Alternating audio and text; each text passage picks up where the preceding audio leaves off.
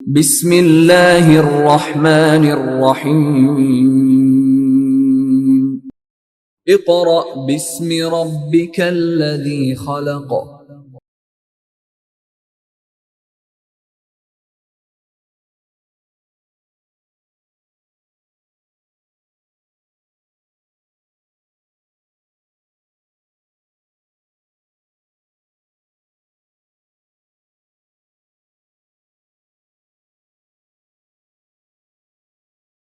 بسم اللہ الرحمن الرحیم۔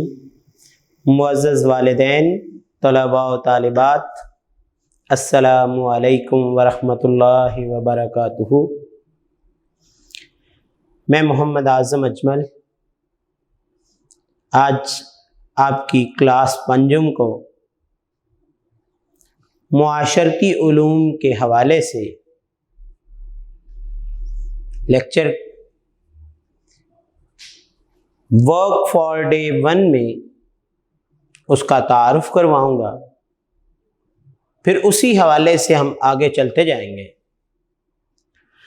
تو دیکھیں، ورک فار ڈے 1 میں ہم نے سب سے پہلے جس چیز کو سیکھنا ہے بیٹا، وہ کیا ہے؟ آپ کا سبجیکٹ۔ کون سا سبجیکٹ؟ جس کا نام کیا ہے؟ معاشرتی علوم۔ کیا نام ہے؟ معاشرتی علوم۔ اب دیکھیں، بعض اوقات بیٹا آپ اپنے بڑے بہن بھائیوں کی اسی سبجیکٹ کی بک کو دیکھتے ہیں تو آپ کو ایک اور نام ملتا ہے۔ وہ نام کیا ہوتا ہے؟ وہ آپ کہتے ہیں مطالعہ پاکستان۔ تو دیکھیں بیٹا، سب سے پہلے ہم اس چیز کو تھوڑا سا ڈسکس کرتے ہیں کہ لفظ آپ کے پاس آ جاتا ہے معاشرتی علوم۔ دوسرا آپ کے پاس آ جاتا ہے مطالعہ پاکستان۔ لیکن اگر آپ 7 اور 8 کلاس میں دیکھیں تو آپ کو یہی نام جو ہے وہ تاریخ اور جغرافیہ میں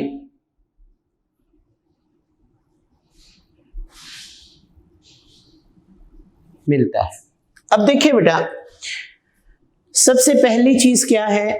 آپ کے اس جونیئر طبقے میں آپ کی 1 کلاس 2 کلاس سے لے کر 5 کلاس تک معاشرتی علوم 2 الفاظ کا مجموعہ ہے۔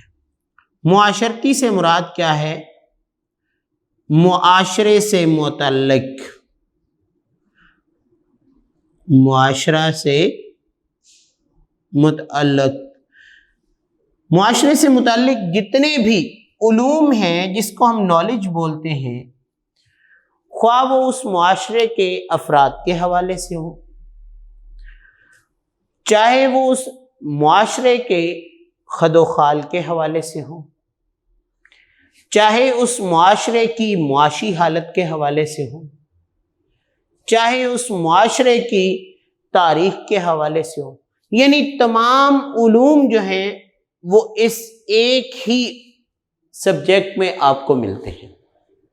لیکن جیسے ہی آپ 7th کلاس میں جائیں گے یا 6 میں آئیں گے تو 6 اور 7 میں آپ کو تاریخ ایک الگ سبجیکٹ ملے گا اور جغرافیہ ایک الگ سبجیکٹ۔ یعنی انسان کی ہسٹری کیا ہے اور کسی بھی ملک کے زمینی خد و خال کیا ہے، تو ان دونوں الگ الگ مضامین کی صورت میں آپ پڑھتے ہیں۔ اسی طرح جب بیٹا آپ مطالعہ پاکستان کے حوالے سے پڑھیں گے تو اس کا مطلب کیا ہے؟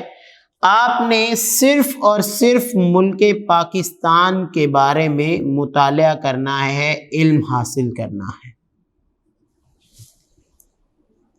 اس میں آپ کو بیرونی کسی اور ملک کے بارے میں، اب دیکھیں نا، معاشرتی علوم میں پاکستان کے ارد گرد کے جتنے بھی لوگ ہیں ان کے حوالے سے بھی آپ کو پتہ چل سکتا ہے، یا اگر پورے برِ صغیر کی بات کی جائے تو اس میں ہندوستان، بنگلہ دیش، دوسرے لوگوں کے بارے میں، اس طرح تاریخ میں اگر ہم مسلمانوں کی تاریخ پڑھ رہے ہیں تو اس میں مغلیہ دور کے بارے میں اگر پڑھ رہے ہیں تو اس میں پورا ہندوستان آتا ہے، یا جغرافیائی خد و خال کے حوالے سے تو اس میں ہم ہندوستان یا بر صغیر کے جغرافیائی خد و خال کے بارے میں پڑھ رہے ہیں تو اس میں پورا ہندوستان۔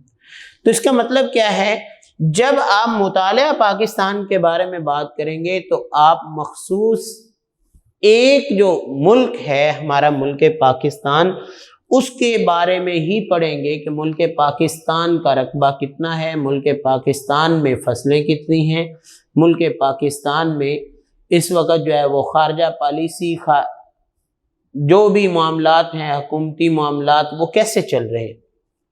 تو ہم بات کر رہے ہیں بیٹا آپ کے درجے پر معاشرتی علوم کی، کہ معاشرتی علوم کیا ہے۔ تو سب سے پہلے ہم آپ کی بک کا تعارف کرتے ہیں کہ معاشرتی علوم کی یہ جو بک آپ کو دی گئی ہے، اس بک میں دیکھیں سب سے پہلے اس نے آپ کو ٹائٹل دیا ہے۔ ٹائٹل کیا ہے؟ معاشرتی علوم۔ کون سی کلاس ہے؟ 5th کلاس ہے۔ کس سال کے لیے یہ جو بک ہے وہ پرنٹ ہوئی ہے؟ 2021 اور 22 کے لیے۔ دوسری چیز، یہ آپ کو نئی بک دینے کا مقصد کیا ہے بیٹا؟ دیکھیے انہوں نے یہاں پہ لکھا ہے یکساں قومی نصاب 2020 کے مطابق۔ یہ یکساں قومی نصاب کیا؟ موجودہ حکومت نے بیٹا یہ ایک بات کہی، ایک نعرہ لگایا کہ اگر ہم ایک ہی ملک میں رہتے ہیں، ایک ہی قوم سے تعلق رکھتے ہیں، تو ہم سب کا نصاب ایک جیسا ہونا چاہیے۔ اب دیکھیں یکساں قومی نصاب، اب نصاب کا مطلب یہ نہیں ہے کہ یہی بک جو ہے یہ پنجاب میں پڑھائی جائے گی، یہی بک جو ہے وہ سندھ میں پڑھائی جائے گی، یہی بک جو ہے وہ بلوچستان میں پڑھائی جائے گی، یا یہی بک جو ہے وہ خیبر پختونخوا میں پڑھائی جائے گی۔ ایسا نہیں ہوگا۔ ہوگا کیا کہ اس بک میں جو آؤٹ لائنز دی گئی ہیں، جو آپ کے ٹاپکس ہیں وہ سیم ہیں۔ جیسے میں آپ سب لوگوں کو ایک آؤٹ لائن دے دوں تو اگر کلاس میں آپ 20 لوگ ہیں تو اس آؤٹ لائن کے مطابق اگر میں آپ کو کہوں کہ اس آؤٹ لائن سے متعلق آپ نے ایک سٹوری بنانی ہے تو سب لوگ ایک ہی جیسے الفاظ، ایک ہی سٹوری نہیں لکھیں گے۔ ہاں اگر تو رٹا لگایا ہوگا تو پھر تو الگ بات، لیکن اگر آپ کریٹیوٹی کریں گے تو خود سے کریٹ کرتے ہوئے آپ اس میں اپنے اپنے کانسیپٹ کے مطابق لکھیں گے۔ اگر آؤٹ لائن دی گئی ہوں، آپ کو کوئی ایسے لکھنا، آج کل جیسے آپ کو کہا جاتا ہے کہ کووڈ-19 کے بارے میں آپ چند لائنیں لکھیں، تو آپ ان چند لائنوں میں ہر بچہ اپنے کانسیپٹ کے مطابق اس میں لکھے گا۔ تو اس کا مطلب کیا ہے؟ آؤٹ لائن آپ کو ایک دے دی گئی، اس کے مطابق آپ نے اس کو تحریر کیا۔ تو دیکھیے بیٹا اس بک میں اس نے آپ کو یکساں قوم کے حوالے سے کہ ہمارا ملک پاکستان جو ہے اس میں کون کون سے علاقہ جات موجود ہیں، جیسے کہ سب سے پہلے اس نے ہمیں اسلام آباد، اس کو اسلام آباد نہیں کہنا، اسلام آباد، ٹھیک ہے، جس کا اس وقت ہمیں جو ہے اس نے سب سے مشہور مقام کون سا ہے؟ فیصل مسجد، اس کی تصویر دی ہے۔ اس کے ساتھ ہی کراچی جو کہ ہمارے صوبہ سندھ کا دارالحکومت ہے، وہاں پہ کیا ہے؟ قائد اعظم کا مزار۔ یہ تھوڑا سا بائنڈنگ میں آ گیا۔ یہ کیا ہے؟ ہمارے لاہور کا مینار پاکستان، جو کہ صوبہ پنجاب کے لیے سب سے امپورٹنٹ پلیس۔ اسی طرح یہ کہ خیبر پختونخوا میں درہ خیبر، جہاں سے خیبر پختونخوا سے افغانستان کو راستہ نکلتا ہے، اور یہ کوئٹہ میں زیارت کا مقام، جہاں ہمارے قائد اعظم رحمت اللہ علیہ جنہوں نے قیام کیا اور آخری وقت میں بھی آپ وہاں موجود تھے۔ تو دیکھیں یہاں پہ اسلام آباد، اس کے ساتھ صوبہ سندھ، پنجاب، بلوچستان، خیبر پختونخوا. تو یہ کیا ہے؟ ہمارا پورا پاکستان. اس کے نیچے ہی انہوں نے یہ خوبصورت سا ڈیزائن بنانے کے بعد یہ دیکھیں بیٹا، یہ آپ مونو جو ہے اکثر آپ بکس میں دیکھتے ہیں، جتنی بھی Punjab curriculum text book board کی کتابیں ہیں، پہلے آپ اسے پی ٹی بی یعنی پنجاب ٹیکسٹ بک بورڈ کہتے تھے، ان میں یہ ایک مونوگرام دیا گیا ہے کہ یہ علوم حاصل کرنے کے بعد آپ تمام طلباء میں کیا کیا چیزیں آ جانی چاہیے؟ امانت، دیانت، صداقت اور شرافت. یہ 4 چیزیں جو ہیں وہ آپ میں پیدا ہو جانی چاہیے. اس کے ساتھ ہی انہوں نے لکھا ہے Punjab curriculum and text book board Lahore.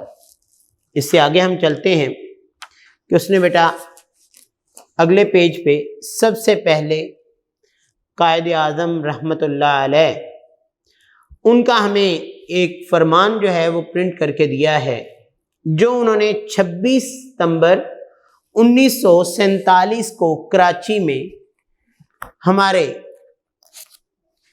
اس وقت اسٹیٹ بینک کے افتتاح کے موقع پر بیان میں کیا فرمایا کہ طلباء یہ بات سیکھ لیں کہ تعلیم پاکستان کے لیے زندگی اور موت کا مسئلہ ہے. اور یہ ہمیشہ یہی بات رہی ہے کسی بھی قوم کے لیے، تعلیم جو ہے وہ زندگی اور موت کا مسئلہ ہے. دنیا اتنی تیزی سے ترقی کر رہی ہے کہ تعلیمی میدان میں مطلوبہ پیش رفت کے بغیر ہم نہ صرف اقوام عالم میں پیچھے رہ جائیں گے، بلکہ ہو سکتا ہے کہ تعلیم نہ حاصل کرنے کی وجہ سے ہمارا نام و نشان صفحہ ہستی سے مٹ جائے. اس کے نیچے خوبصورت ہمارا پاکستانی فلیگ، اور یہ دیکھیں بیٹا اس نے آپ کو پاکستان کا پورا میپ دیا ہے، نقشہ دیا ہے، جس میں ہمارے یہاں پہ کیا ہے؟ کشمیر اور گلگت بلتستان. اس کے ساتھ یہ ہمارا ہے پنجاب، یہ ہمارا کون سا ہے؟ خیبر پختونخوا، یہ یلو کلر میں بلوچستان، اور یہ سندھ، اور یہ بحر ہند جہاں پہ ہماری بندرگاہیں 2 موجود ہیں، ایک بن قاسم پورٹ جو کہ کراچی میں ہے، اور دوسری گوادر پورٹ جو کہ بلوچستان میں. تو دیکھیے اس پورے میپ سے ہمیں پاکستان کے زمینی خد و خال کے حوالے سے بھی اندازہ ہوتا ہے. اس کے بعد ہمارا نیکسٹ پیج آتا ہے.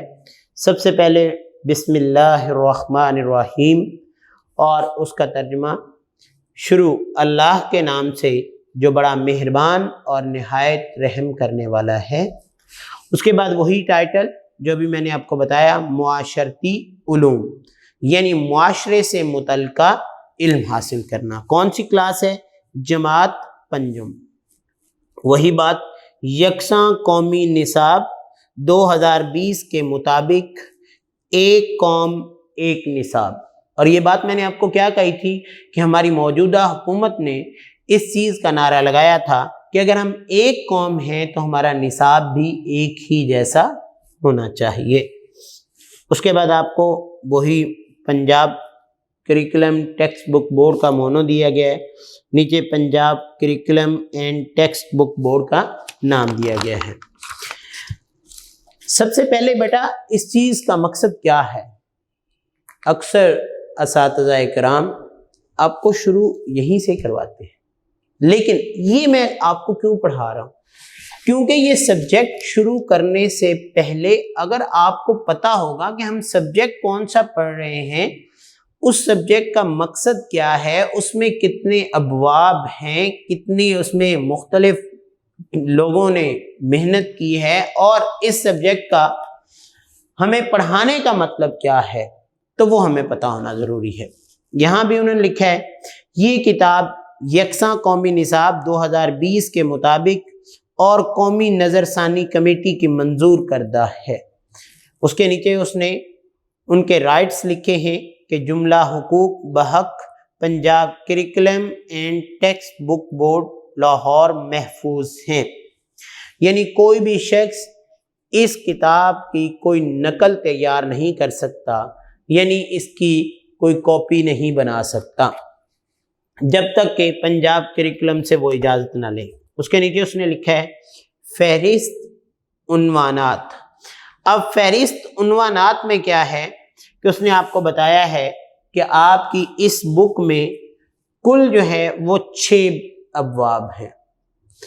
اب ان میں سب سے پہلے اس نے دیا ہے نمبر شمار، اول، دوم، سوم، چہارم، پنجم اور ششم۔ باب کا عنوان کیا ہے؟ پہلے باب کا نام شہریت، اور آج ہم یہی پڑھنے لگے ہیں، جس کو کیا کہتے ہیں؟ سٹیزن شپ۔ آگے اس کے صفحات دیے گئے ہیں کہ کس صفحہ نمبر پر کون کون سی چیز ہے۔ نیچے بیٹا اس نے دیا ہوا ہے زیر نگرانی محمد رفیق طاہر، جو بھی ہے جن کی زیر نگرانی فوکل پرسن کون ہے، یا اس بک کے مصنف کون ہیں یا مصنفہ اسما زبیر جو ہیں، اسی طرح اراکین کمیٹی، جائزہ کمیٹی، جن لوگوں نے اس بک پر جو ہے وہ ورکنگ کی ہے، حتیٰ کہ جن لوگوں نے اس بک کو پرنٹ کرنے میں مدد کی، جن لوگوں نے اس کو کمپوز کیا، جن لوگوں نے اس کو جو ہے وہ نگرانی کی یا اس کے ڈیزائن بتائے، ان سب لوگوں کے نام یہاں پہ پرنٹ ہوتے ہیں۔ اس کے بعد بیٹا ایک چیز جو آپ لوگوں سے اگر کوئی پوچھ لے تو آپ لوگوں کو پتہ نہیں ہوتا، بالکل اس کے نیچے لکھا ہوا ہے ناشر، مرکزی کتب خانہ اردو بازار لاہور، یعنی نشر کرنے والا کون ہے۔ اس کے بعد مطبع، یعنی اس کی طباعت کس نے کی ہے؟ آر پرنٹرز بند روڈ لاہور۔ نیچے اس نے تاریخ اشاعت، یعنی اس کی کب اس کو جو ہے وہ شائع کیا گیا ہے؟ اپریل 2021 میں۔ اس کے بعد ایڈیشن اس کا ہے یہ پہلا۔ اب دیکھیں اگر فرض کیا اگلے سال اسی میں تھوڑی بہت تبدیلی کر دی جائے گی تو اس کا ایڈیشن کیا ہو جائے گا؟ دوسرا، یعنی اس میں مزید ایڈیشن کر دیا گیا ہے، کوئی چیز اور ایڈ کر دی گئی ہے، شامل کر دی گئی ہے۔ لیکن اس سے آگے اس نے بیٹا لکھا ہے طباعت۔ اب طباعت کیا ہے کہ یہ جو ہمارے ہاتھ میں بک ہے یہ انہوں نے فرسٹ ٹائم پرنٹ کی ہے، اور اس کو تجرباتی طور پر کہ کیا یہ بک جو ہے وہ ہمارے ملک میں ویلڈ ہوتی ہے یا نہیں ہوتی، ورنہ اس کی طباعت بھی کیا ہونی تھی؟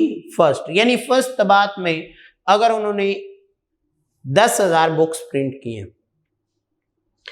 10,000 کی 10,000 بکس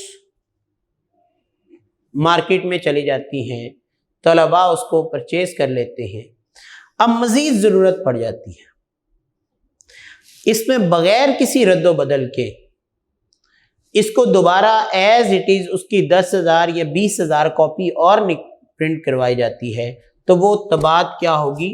دوم۔ اسی طرح اگر بغیر رد و بدل کے ہم اس کو آگے لے کر جائیں گے اور ہمیں ضرورت پڑتی ہے تو وہ طباعت کیا ہو جائے گی؟ سوئم۔ لیکن اگر ہم اس میں جیسے ہی کوئی تبدیلی کر کے اس کو کریں گے تو وہ پھر ہماری طباعت نہیں، وہ ہمارا ایڈیشن چینج ہوگا۔ کیا چینج ہوگا؟ ایڈیشن۔ اس کے بعد اس نے تعداد بتائی ہے 11,000، اور اس کی آگے قیمت انہوں نے لکھی ہے جو کہ پاکستانی کرنسی میں 77 روپیز۔ تو دیکھیں بیٹا اس بک کا تعارف جو کہ ہم نے بڑے اچھے انداز سے دیکھا کہ اس بک کے ٹائٹل سے لے کر اس بک کی ہر چیز جو ہے اس کے بارے میں ہم نے سیکھا ہے کہ یہ بک ہمیں کن کن چیزوں کے حوالے سے واضح کر رہی ہے۔ تو دیکھیں جب بھی بیٹا کوئی بک پڑھیں سب سے پہلے اس بک کی ان تمام چیزوں کو جانیں کہ یہ بک ہے کیا۔ اب دیکھیں اگر آپ نے معاشرتی علوم پڑھنی ہے تو معاشرتی علوم میں آپ کو پتہ ہی نہ ہو کہ ہم نے اس میں کیا پڑھنا ہے، یا اس کے نام سے کیا چیز واضح ہوتی ہے تو آپ اس کو کیسے سمجھیں گے؟ اسی طرح آپ اگر کوئی اور سبجیکٹ پڑھتے ہیں تو اس سبجیکٹ کے مختلف حصوں کے بارے میں آپ کو اگر علم ہوگا تو آپ اس چیز کو اچھے طریقے سے سمجھ سکیں گے. اگر علم نہیں ہوگا تو آپ اس کو اچھے طریقے سے سمجھ نہیں سکیں گے. تو آئیے ہم چلتے ہیں باب نمبر 1 کی طرف کہ باب نمبر 1 کیا ہے، اس میں کیا بات کہی گئی ہے. اس میں نام سے ہی بات واضح ہے، شہریت کیا ہے، جس کو ہم انگلش میں کیا کہتے ہیں، سٹیزن شپ. کیا کہتے ہیں؟ سٹیزن شپ. اب یہاں پہ میں نے پہلا لفظ کیا لکھا ہے، حاصلات تعلم. اس کو آپ بیٹا لرننگ آؤٹ کمز بھی کہتے ہیں، اسٹوڈینٹس لرننگ آؤٹ کم بھی کہتے ہیں. اب لرننگ آؤٹ کم سے کیا مراد ہے؟ جیسے ابھی ہم نے بات کی کہ یہ معاشرتی علوم، اس پوری بک میں آپ کیا پڑھیں گے، معاشرے سے متعلق جتنا بھی نالج حاصل کریں گے، معاشرے سے متعلق تمام باتیں آپ اس میں سیکھیں گے. اسی طرح اگر ہم ایک چیپٹر میں آتے ہیں تو اس چیپٹر میں شہریت سے متعلق، تو مقصد کیا ہوتا ہے لرننگ آؤٹ کمز کا کہ آپ طلباء جو ہیں یہ پورا باب پڑھنے کے بعد کس کس بات کے قابل ہو جائیں گے. دیکھیں، جب آپ کوئی بھی کام کرنے لگتے ہیں تو آپ اس کی پریکٹس کرتے ہیں. پریکٹس کرنے کے بعد وہ کام آپ مکمل طور پر کرنے کے قابل ہو جاتے ہیں. جیسے کہ اگر آپ نے وہ کام کرنے کی کوشش کی لیکن آپ اس قابل نہیں ہوئے تو آپ اس کو کیا کرتے ہیں، آپ اس کو دوبارہ دہراتے ہیں. پھر جب تک وہ کام پراپر آپ کر نہیں لیتے تب تک آپ اس کو بار بار ریپیٹ کرتے رہتے ہیں. تو اس کا مقصد کیا ہے کہ لرننگ آؤٹ کمز جب آپ کی پوری نہیں ہوتی تب تک آپ چیز کو سیکھتے ہیں. تو یہ باب پڑھنے کے بعد آپ کس کس قابل ہو جائیں گے. اگر آپ اس قابل نہیں ہوتے تو آپ سمجھ لیں کہ آپ کو یہ باب دوبارہ ریڈ کرنے کی یا اس کے لیکچر سننے کی ضرورت ہے. تو دیکھیں، اس سب کی تکمیل کے بعد طلباء اس قابل ہو جائیں گے کہ پہچان سکیں شہری حقوق اور ذمہ داریاں، یعنی سیوک رائٹس کیا ہوتے ہیں، ایک شہری کے حق کیا ہوتے ہیں اور اس کی ذمہ داریاں کیا کیا ہیں، اور وقت کے ساتھ ساتھ وہ ذمہ داریاں بدلتی بھی رہتی ہیں. ڈیجیٹل شہری ہونے کے اخلاقی تقاضوں کی پہچان کر سکیں اور آن لائن ہونے کی صورت میں اختلاف رائے سے نمٹ سکیں کہ اگر آپ آن لائن کوئی کام کر رہے ہیں تو کئی لوگ آپ کو اس کے بارے میں اپنی رائے کا اظہار کریں گے، اس کے خلاف بات کریں گے. تو کیا آپ اس قابل ہو جائیں گے کہ آپ اس کو اس کی بات کا جواب دے دیں کہ نہیں، اگر میں نے آن لائن یہ کام کیا ہے تو یہ میں نے پازیٹیو ورکنگ کی ہے نہ کہ نیگیٹو ورکنگ کی ہے. اس کے بعد اقوام متحدہ کے وضع کردہ بنیادی انسانی حقوق کی شناخت کر سکیں کہ انٹرنیشنل جو یونائٹڈ نیشن نے انسان کے رائٹس متعین کیے ہیں، کیا ہمارے ہر شہری کو ان کا علم ہے؟ نہیں ہے. یہی بات ہے کہ بیٹا آپ نے یہ چیپٹر پڑھنے کے بعد ان باتوں کو سیکھ لینا ہے کہ ہمارے رائٹس کیا ہیں. کوئی دوسرا شخص ہمیں اگر ڈسٹرب کرتا ہے تو کیا ہمارا رائٹ ہے کہ ہم اسے روک سکیں یا نہ روکیں. سمجھ سکیں کہ تمام انسانوں کو مذہبی اور نسلی تفریق سے بالاتر ہو کر مساوی حقوق حاصل ہیں اور انفرادی اختلاف رائے کا احترام کرنا ضروری ہے. آزادی اظہار کی اہمیت کی وضاحت کر سکیں کہ یعنی فریڈم آف سپیچ، اس کی بھی آپ وضاحت کر سکیں. گھر اور اسکول میں ہونے والے تنازعات کو حل کرنے کے لیے بات چیت اور مذاکرات کی اہمیت سمجھ سکیں کہ آپ بجائے کس سے الجھنے کے کوئی بھی تنازع ہوتا ہے، کوئی بھی بات ہوتی ہے تو وہ بات چیت کے ذریعے نمٹائی جا سکتی ہے۔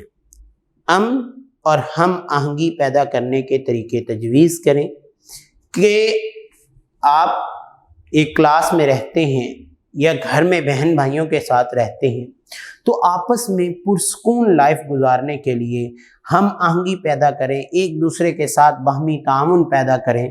ایسی تمام تجاویز آپ سیکھ سکیں گے۔ آج کل کی مہذب دنیا میں روزمرہ کے آداب سیکھ سکیں اور ان پر عمل پیرا ہو سکیں کہ ہماری آج کل عام جو لائف ہے اس میں زندگی گزارنے کے اصول کیا ہیں، ایک دوسرے کے ساتھ ساتھ کیسا تعلق رکھا جائے، معاشرے میں امن اور سکون کیسے پیدا کیا جائے، جس کی بنا پر ہم ایک دوسرے کے ساتھ تعلق جوڑتے ہیں اور ان تعلقات کی نسبت سے ہماری زندگی جو ہے وہ ایک پرسکون اور ایسے طریقے سے گزرنا شروع ہو جاتی ہے جس انداز سے ہم اس زندگی سے توقعات رکھتے ہیں۔ تو دیکھیں بیٹا، ورک فار ڈے 1 میں ہم نے بک کے ٹائٹل سے لے کر اور معاشرتی علوم، مطالعہ پاکستان، تاریخ اور جغرافیہ، ان میں فرق سے لے کر حاصلات تعلم تک سیکھا کہ کیا سبجیکٹ جو ہے وہ کون سا ہم پڑھ رہے ہیں، اس سبجیکٹ میں کن کن چیزوں کو پڑھنا، دیکھنا، سمجھنا ہمارے لیے ضروری ہے، اور ان چیزوں کو سمجھنے کے بعد ہم سبجیکٹ کے حوالے سے کس حد تک قابل ہو سکیں گے کہ اگر ہم نے حاصلات تعلم کے مطابق کیا اس لیکچر سے ہم نے سیکھا ہے اور کیا ہم سیکھ جائیں گے۔ لہذا ورک فار ڈے 1 کے لیے اجازت دیجیے، اپنا اور اپنے والدین کا خیال رکھیے۔ اللہ حافظ۔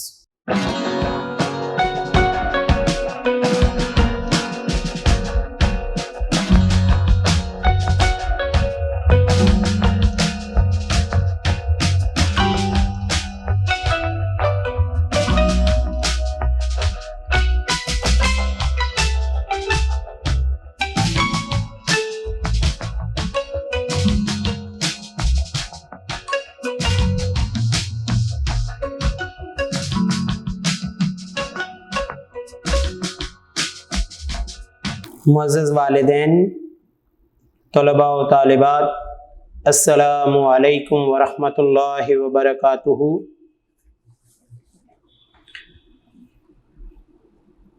ورک فار ڈے 2 کے لیے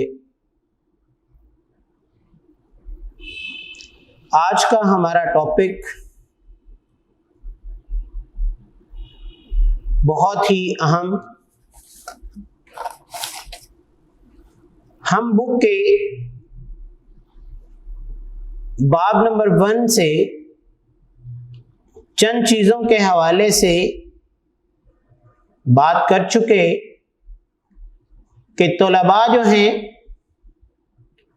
ان کو اس باب کے پڑھنے کے بعد کن کن چیزوں کا علم ہونا چاہیے، یا طلباء یہ باتیں سیکھنے کے بعد کس قابل ہو سکیں گے۔ تو ابھی جو ہم بات کر رہے ہیں اس کے پہلے ٹاپک کے حوالے سے، اس کا نام کیا ہے؟ سٹیزن شپ یا شہریت۔ باب کا بھی یہی نام ہے۔ تو ایک شخص، اس کی شہریت کیا ہوتی ہے، شہریت اس کو سٹیزن شپ کیوں کہتے ہیں؟ کوئی بھی شخص ہے، وہ کوئی کسی ملک میں رہتا ہے، کوئی کسی ملک میں رہتا ہے، کوئی پاکستان میں، کوئی بھارت میں، کوئی امریکہ میں، کوئی سعودی عربیہ میں، جو شخص جہاں رہتا ہے وہاں اس کی کوئی نہ کوئی قانونی حیثیت ہوتی ہے۔ تو ایک شخص کی وہ قانونی حیثیت جس سے اس کو اس ملک کا فرد تصور کیا جاتا ہے، اسے اس کی شہریت کہتے ہیں۔ یعنی بہت سے ایسے لوگ بھی دنیا میں موجود ہیں، ہمارے ملک پاکستان میں کوئی ایسے، جنہوں نے دوہری شہریت حاصل کی ہے۔ کیسے؟ کہ پاکستان میں پیدا ہوئے، پاکستان کا ان کے پاس کارڈ ہے، پاکستان کے وہ شہری ہیں، یہاں ان کی تمام باتیں موجود ہیں، لیکن اس کے ساتھ ساتھ وہ کسی اور ملک میں جا کر رہنا شروع ہو گئے، وہاں کے انہوں نے اپنے جو ہمارا آئی ڈی کارڈ جس کو ہم شناختی کارڈ کہتے ہیں وہ بنوا لیے، وہاں کے لوگوں کے ساتھ ان کے تعلقات قائم ہو گئے، وہاں انہوں نے اپنا گھر وغیرہ سب کچھ بنا لیا، تو انہوں نے کیا حاصل کر لی؟ دوہری شہریت۔ لیکن ایک شہریت حاصل ہونے کے بعد دوسری شہریت حاصل کرنا، یہ قانونی طور پر اس کو درست تصور نہیں کیا جاتا۔ بہرحال ہم بات کر رہے ہیں شہریت کی، کہ ایک شخص جو ہے اس کا تعلق پاکستانی ریاست سے ہے، پاکستان کے ملک سے ہے، وہ یہاں کا باشندہ ہے، اس کے پاس تمام ڈاکومنٹس جو ہیں وہ پاکستان سے ریلیٹڈ ہیں، تو ہم کیا کہتے ہیں کہ یہ پاکستان کا شہری ہے، یہ پاکستان کا باشندہ ہے، اس کے تمام ڈاکومنٹ پاکستان سے۔ لہذا جب ہم بات کرتے ہیں ایک شہری کے حوالے سے، تو اس شہری کو پاکستان میں رہنے کے لیے کن کن چیزوں کی ضرورت ہے اور کن کن چیزوں پر عمل کرنا لازم ہے، ان کو ہم دو نام دیتے ہیں۔ کون کون سے نام دیتے ہیں؟ پہلا ہے کہ کوئی بھی فرد ہے، چاہے وہ میں ہی کیوں نہ ہوں، میرے اس معاشرے میں رہنے کے چند ایک رائٹس ہیں، حقوق ہیں۔ وہ کیا حقوق ہیں؟ کہ مجھے کوئی تنگ نہ کرے، مجھے آزادانہ زندگی گزارنے دیے جائے، مجھے یہاں پہ رہتے ہوئے اپنی مرضی کا پیشہ اختیار کرنے دیا جائے، مجھے کسی قسم کی مذہب کے حوالے سے کوئی روک ٹوک نہیں ہونی چاہیے، کہ میں مذہبی طور پر مسلمان ہوں تو مجھے نماز ادا کرنے سے کوئی نہ روکے۔ جیسا کہ ہمارے معاشرے میں، ہمارے ملک پاکستان میں کئی لوگ کرسچنز بھی موجود ہیں، تو ان کو بھی مذہبی حق ملا ہوا ہے کہ وہ اپنے چرچ میں جا کر اپنی عبادت کر سکتے ہیں، کسی قسم کی کوئی روک تھام نہیں۔ تو ایسے کسی بھی معاشرے میں رہتے ہوئے، کسی بھی شہریت میں رہتے ہوئے، ہر فرد کا یہ حق ہے کہ اسے مذہبی طور پر اپنے طریقے سے عبادت کرنے کی اجازت ہو۔ دوسری بات جو سب سے امپورٹنٹ، جو ہم نے گزشتہ لیکچر میں بھی بات کی، کہ قائد اعظم نے بھی رحمت اللہ علیہ نے تعلیم کے حوالے سے بہت زیادہ زور دیا کہ کسی بھی شہری کو تعلیم حاصل کرنے کا حق ضرور حاصل ہونا چاہیے، کہ وہ آزادانہ طور پر جتنی چاہے تعلیم حاصل کر سکے۔ کوئی پرائمری تک حاصل کرتا ہے، کوئی مڈل تک، کوئی سیکنڈری، کوئی ہائر سیکنڈری، کوئی یونیورسٹی کی تعلیم تک حاصل کرتا ہے۔ تو اس کے لیے یہ نہیں ہے کہ ہم ایک اسلامی ملک میں رہتے ہیں تو کیا ہمارے صرف مسلمان ہی ماسٹر ڈگری یا پی ایچ ڈی کی ڈگری حاصل کر سکتے ہیں، کسی غیر مسلم کو یا کسی اور مذہب کے سے تعلق رکھنے والے کو بھی وہ ڈگری حاصل کرنے کی آزادی حاصل۔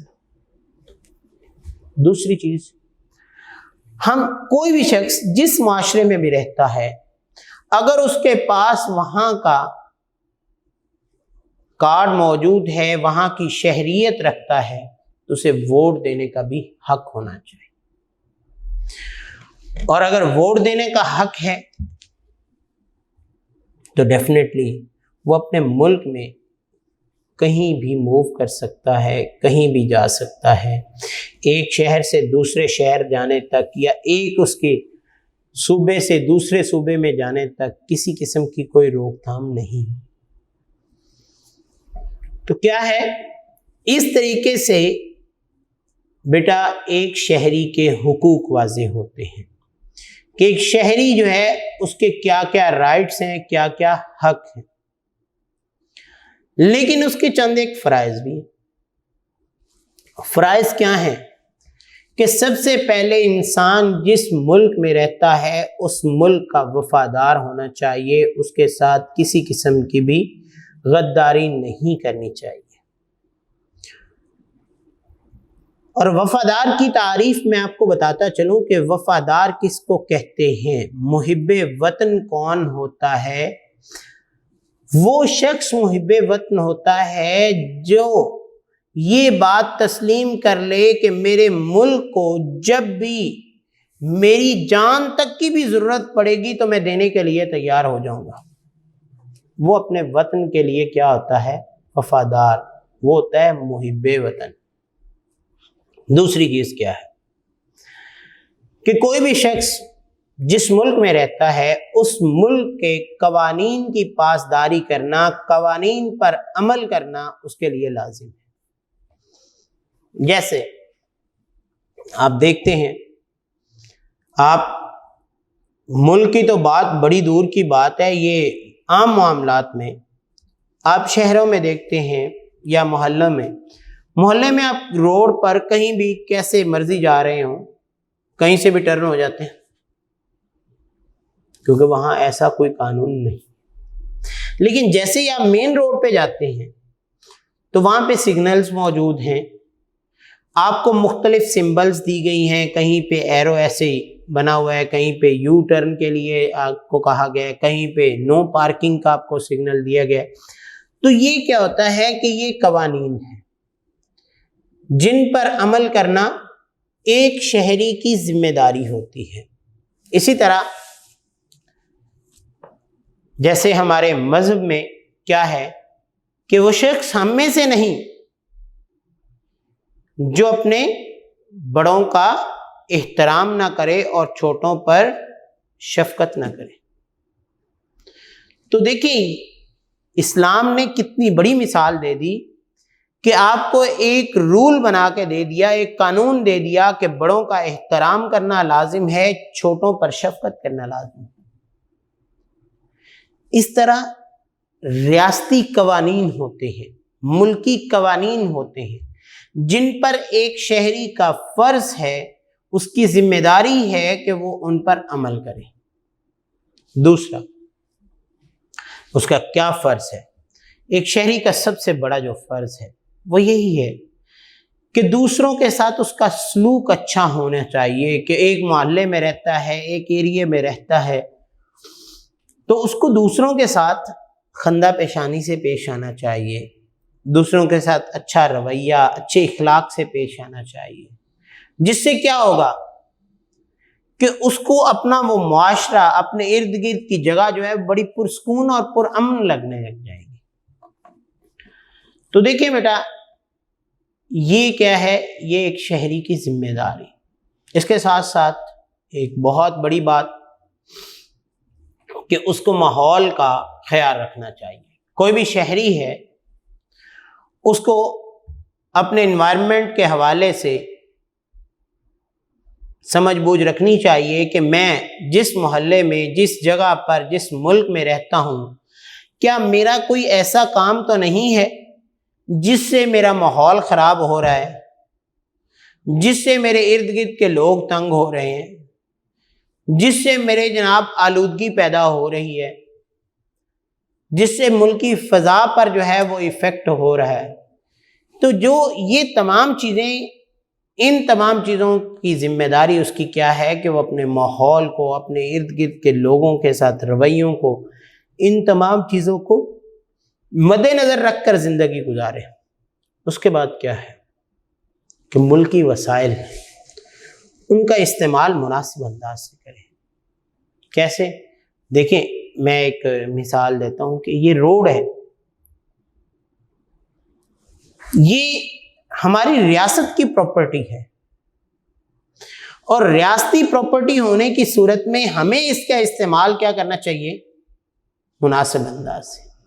یہ نہیں کہ ہم اس کو جان بوجھ کے توڑ پھوڑ کا شکار کریں۔ اسی طرح ملکی جو ریاستی تنصیبات ہوتی ہیں مختلف جگہوں پر، جیسے آپ کو جو ہے وہ الیکٹریسٹی کے پولز ہیں، یا آپ کہیں پہ دیکھتے ہیں سگنلز لگے ہوئے ہیں روڈز پہ، یا ملکی جو تنصیبات مختلف قسم کے آپ کو سائنس دیے ہوئے ہیں، تو ان کو اکھاڑنا، ان کو خراب کرنا، یہ ایک اچھے شہری کی باتوں میں نہیں آتا۔ اچھے شہری جو ہے وہ ان چیزوں کا خیال رکھنا اپنی ذمہ داری سمجھتا ہے کہ اس ملک میں رہتا ہوں، اس کی ہر چیز جو ہے اس کا خیال رکھنا میری رسپانسبلٹی ہے۔ لہذا جب آپ ذمہ داری کے ساتھ اس ملک کی تمام چیزوں کا خیال رکھیں گے تو اس کے بعد کیا ہوگا؟ آپ اس ملک کے حوالے سے ایک وفادار شخص کہلائیں۔ اور ایک بات جو سب سے بڑا اہم کام تمام لوگوں کے لیے وہ کیا ہے؟ وہ ذمہ داری ایمانداری سے، دیانتداری سے ٹیکس ادا کرنا ہے، جو ہمارے بالکل لوگ نہیں کرتے۔ یعنی اگر ملک میں ہم رہتے ہیں تو ملک کے عائد کردہ جو ٹیکس ہیں ان کو دیانتداری سے ہم پے کریں۔ اگر ہم ان کو دیانتداری سے پے کریں گے تو ملکی جو خزانہ ہے اس میں بھی پیسہ آئے گا، اور وہ پیسہ جائے گا کہاں؟ وہ ہمارے عوام پر خرچ کیا جائے گا۔ لہذا اگر عوام پر ہی خرچ ہونا ہے، ہمارا ہی پیسہ ہمارے لیے خرچ ہونا ہے، تو اس سے کیا ہوتا ہے کہ ہم اچھے طریقے سے زندگی گزارنے کے قابل ہو جائیں گے۔ لہذا یہ کیا ہے؟ یہ ایک شخص جو ہے وہ کسی بھی ملک کا اگر شہری ہے تو اس کو شہری ہونے کی حیثیت سے ان رائٹس اور رسپانسبلٹیز کا پاسدار کرنا ضروری ہے، جو کہ ہم اپنی بک سے پڑھتے ہیں۔ تو آپ کی بک میں بیٹا اس کی ریڈنگ کیا دی گئی ہے؟ آپ اپنی بک کا پیج نمبر 1 کھولیں۔ یہاں پہ بیٹا اس نے آپ کو ایک ہیڈنگ دی ہے، شہریت اور انسانی حقوق۔ تو دیکھیں، شہریت کی تعریف ہم نے کر دی، اس کے بعد انسانی حقوق جو ہے ان کی اور ذمہ داریوں کی باتیں ہم نے چند ایک کی۔ تو اب ہم آپ کی بک سے پڑھتے ہیں۔ اس میں اس نے سب سے پہلے ہمیں کیا دیا گیا ہے کہ ہم میں سے ہر شخص کو کسی نہ کسی ملک کی شہریت حاصل ہوتی ہے۔ میں نے شروع میں آپ کو یہ بات بتائی کہ اگر وہ ملک پاکستان میں ہے تو پاکستان کا شہری ہے، اگر امریکن ہے تو امریکہ کا شہری ہے، اگر سعودی عرب میں رہتا ہے تو اس کا سعودین شہری۔ ایک شخص کی وہ قانونی حیثیت جس سے اس کو کسی بھی ملک یا ریاست کا فرد تصور کیا جاتا ہے، اس کی شہریت کہلاتی ہے۔ ایک شہری ہونے کے ناطے ہمارے بہت سے حقوق اور ذمہ داریاں یعنی رسپانسبلٹیز ہیں۔ ہر حکومت کا اولین فرض ہے کہ وہ شہریوں کے حقوق کا تحفظ یقینی بنائے، اور ہر شہری کا فرض ہے کہ وہ اپنی ذمہ داریاں پوری طرح سر انجام دے۔ تو دیکھیے بیٹا، نیچے اس نے آپ لوگوں کو ایک دیا ہے، سوچیں اور جواب دیں کہ آپ کے حقوق کون کون سے ہیں اور ذمہ داریاں کون کون سی ہیں۔ تو میں نے ابھی آپ لوگوں کو چند ایک رائٹس اور چند ایک رسپانسبلٹیز جو ہیں وہ واضح کی ہیں۔ ریاست کی طرف سے شہریوں کو بہت سے حقوق حاصل ہوتے ہیں۔ یہ ایسے قانونی اور معاشی حقوق ہوتے ہیں جن سے شہری بہتر زندگی گزار سکتے ہیں۔ تو میں نے کیا کہا ہے، اگر ہر شہری کو بیٹا اس کے حقوق حاصل ہو جائیں گے تو وہ پرسکون زندگی گزارے گا۔ تو یہاں اس نے سب سے پہلے شہریوں کے حقوق کی بات کی ہے۔ جو باتیں میں نے آپ کو پہلے واضح کی، آزادی اور زندہ رہنے کا حق، آزادی اظہار کا حق، اپنے مذہب اور عقیدے کے مطابق زندگی گزارنے کا حق، تعلیم کا ووٹ، عزت، پرامن اجتماع اور آزادانہ حرکت کا حق، ووٹ دینے کا حق، اور تنظیم سازی اور کوئی بھی پیشہ اختیار کرنے کا حق حاصل ہوتا ہے۔ ان حقوق کا استعمال کرتے ہوئے ہر شہری کی ذمہ داری ہے کہ وہ اپنے فرائض بخوبی انجام دے، یعنی ان کو اچھے طریقے سے انجام دے۔ ایک شہری کی حیثیت سے اس کا اخلاقی اور قانونی فرض بھی ہے کہ وہ اپنے ملک کے امن اور خوشحالی کے لیے اپنی ذمہ داریاں پوری کرے۔ تو ہم ذمہ داریوں کے بارے میں جانتے ہیں، تو ذمہ داریاں کیا کیا بیان کی گئی ہیں؟ اپنے ملک کا وفادار ہونا اور اس کا شہری ہونے پر فخر کرنا، یعنی جیسے ہم کہتے ہیں کہ مجھے پاکستانی ہونے پر فخر ہے، میں پاکستان کے لیے اپنی جان قربان کرنے کے لیے تیار ہوں، تو یہ اس کے ساتھ وفاداری ہے۔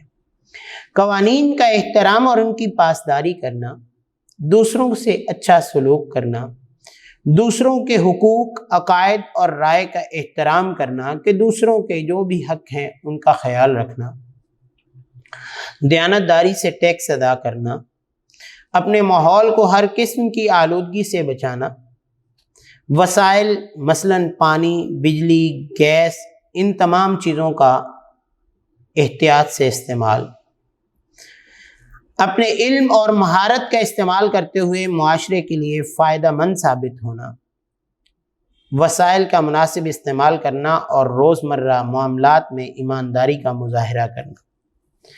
جیسا کہ اس کے ساتھ ہی بیٹا اس نے آپ کو بیان کیا ہے کہ قائد اعظم محمد علی جناح رحمۃ اللہ علیہ کی ایک ذمہ دار شہری کی اعلیٰ مثال ہیں۔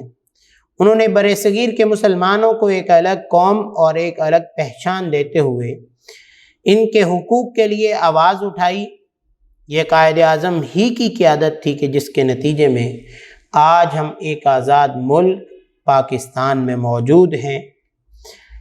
اور ذمہ داریوں کے حوالے سے بیٹا جیسے میں نے آپ کو مثال دی کہ آپ جس محلے میں رہتے ہیں، اسی طرح آپ جس کلاس روم میں بیٹھے ہیں، اس میں بیٹھنے کا مقصد یہ نہیں ہے کہ آپ اس کو خراب کریں، بلکہ اس کا مقصد کیا ہے کہ آپ اس کی ہر چیز کا خیال رکھیں۔ یہ ادارے نے آپ کے حوالے کی ہے اور یہ آپ کی ذمہ داری ہے کہ اس کے تمام ایسٹس کا خیال رکھیں۔ جیسے کہ اگر ہم یہی تمام چیزوں کو دیکھیں تو عبدس تار عیدی نے بھی ایک ذمہ دار پاکستانی ہونے کی حیثیت سے انسانیت کی خدمت کی۔ اس مقصد کے لیے فلاحی تنظیم قائم کی، پورے ملک میں جتنے بھی بیمار ہیں ان کو کلینک، بلڈ بینک، یتیموں، لاوارثوں، معذوروں کے لیے پناہ گاہیں بنائیں، چھوٹے بچے جو یتیم تھے ان کے لیے اسکول بنائے۔ یہ تنظیم پوری دنیا میں جتنی بھی قدرتی آفات ہیں ان میں انسانوں کی مدد کرتی ہے، اور اسی وجہ سے ملک پاکستان کی جو حکومت ہے اس نے انہیں نشان امتیاز سے نوازا۔ تو دیکھیں کوئی بھی شخص جو ایک اچھا شہری ہونے کی تمام تر ذمہ داریوں کو پورا کرتا ہے تو ریاست اس کے تمام حقوق اس کو فراہم کرتی ہے۔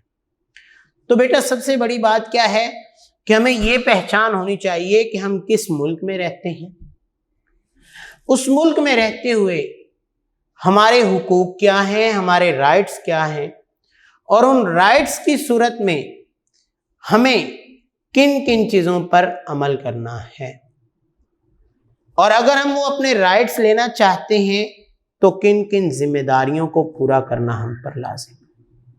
تو جب ہم یہ تمام ذمہ داریاں اپنی پوری کریں گے اور ہمارے رائٹس ہمیں ملیں گے تو ہم اس ملک میں رہتے ہوئے خود کو ایک ایسا فرد فیل کریں گے کہ جس کی زندگی بڑی پرسکون ہے، جس کی لائف میں کسی قسم کی کوئی پریشانی نہیں ہے، وہ پرسکون زندگی گزار رہا ہے، اس کے لیے تمام چیزیں اوکے ہیں۔ تو یہ کیا ہوتا ہے کہ سٹیزن شپ کا سب سے بڑا فائدہ کہ انسان اس ملک کی شہریت حاصل کرنے کے بعد وہاں کے تمام رائٹس حاصل کرنے کا حقدار ہوتا ہے۔ تو بیٹا آپ کو پڑھانے کا مقصد آج کے لیکچر کا کیا ہے کہ آپ سب سے پہلے یہ جان لیں کہ آپ کس ملک میں رہتے ہیں، آپ اس ملک میں رہتے ہوئے کون سے حقوق حاصل کر سکتے ہیں، اور ان حقوق کو حاصل کرنے کے بعد آپ کی ذمہ داریاں کیا ہیں، ان پر عمل کرنا آپ سب کے لیے اور میرے لیے لازم ہے، لہذا آپ نے لیکچر کو دھیان سے پڑھنا ہے، ان چیزوں کو سیکھنا ہے اور انہیں اپنی زندگی پر اپلائی کرنا ہے۔ تب تک کے لیے ورک فار ڈے 2 کے لیے مجھے اجازت دیجیے۔ اپنا اور اپنے والدین کا خیال رکھیے۔ اللہ حافظ۔